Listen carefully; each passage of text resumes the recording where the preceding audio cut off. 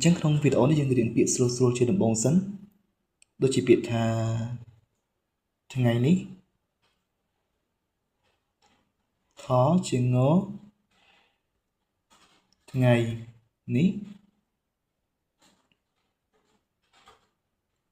ថ្ងៃនេះអង់គ្លេសថាយ៉ាងម៉េចទៅអង់គ្លេសអានថា today day ថ្ងៃ today ថ្ងៃនេះ today មានអក្សរ T O D A Y ចុះភាសាចិនអានថាជីងធានជីងធាន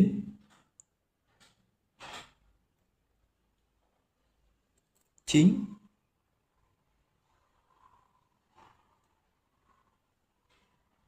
ីងធានណាជីងធាន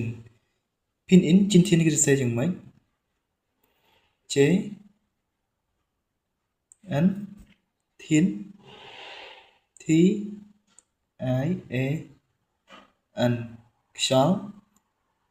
ជីងធានណាធានគឺនៅលើអក្សរ A ជីងធានអូខេ